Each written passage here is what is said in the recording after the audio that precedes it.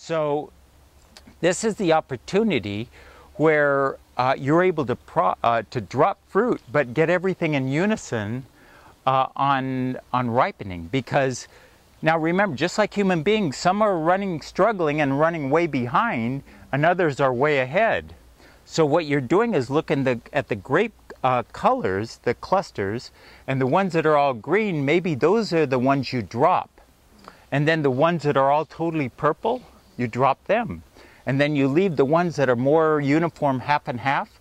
Now from here to picking, you're going to have everything in unison instead of, because we pick everything at night. We start picking about 1 in the morning, because what we're trying to do is get the grapes nice and chilled and firm, because if you pick during the day, grapes, like all fruit, are soft.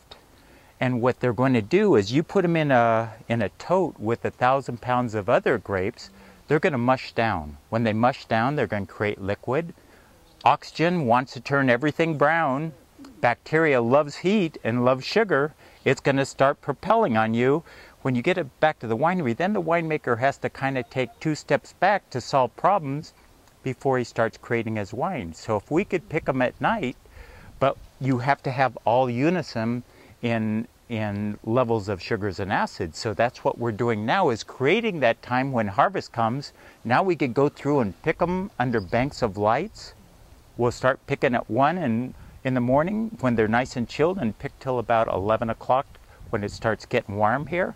And then we get them back to the winery all in perfect shape, and we could jump ahead instead of having to solve problems. What do you do with the grapes that you drop? They just compost. All you do is you take your hook knife, just like you're doing them, and you start dropping them. And you'll look at them by color, and they'll just start dropping a certain percentage of your crop. And that allows the rest of the grapes to get more energy. And then we're looking at this vine. Remember, it just doesn't grow like this. You have to take these vines that start coming out like this and push them under these wires and keep them growing up. Because if they get out here, the wind that comes in Napa Valley every day, and that's what we love, because the dew at night is going to form on your grapes, and you're worried about viruses and powdery mildew. So what you're doing is you're keeping them up, because that wind also is going to rip these off. It'll break them off, especially when they have grapes on them.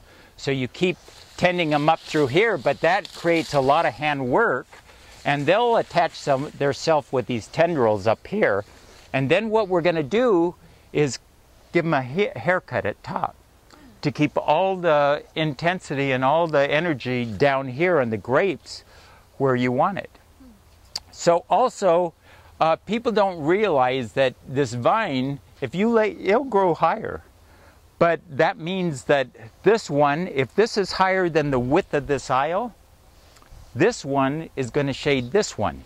And you're not going to have ripening. And this one is going to shade this one. So you have to keep this aspect in relationship to the height that's going to give you perfect ripening. So you see the European style, way low, but they're low, but the aisles are narrower, because that relationship isn't. Now in Europe, it's much colder than it is now, and than it is here in Napa Valley. We don't get rain here. With no rain, you're not worried about your acids and sugars and tannins all being diluted with the rain when it comes. We don't get rain till about November. So what happens in Europe is they get rain early, like Oregon. So they're trying to ripen them as fast as possible, but still capture the flavors of the terroir or the earthiness.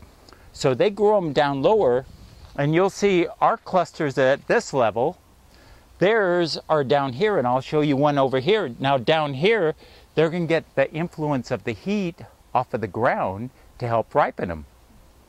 So here we don't want it. We want to slow them down. We pull them up because we want the heat during the day to ripen them, but we want them to stay on the vine longer to build in the flavors. In Oregon or Europe, you can't, because you have that rain coming, and once it starts raining, it doesn't shut off. Here, we'll get a little mist of rain in November, and it won't rain for another 2 or 3 weeks. So grapes will spin off water in about 24 hours, as long as it doesn't keep coming in on you.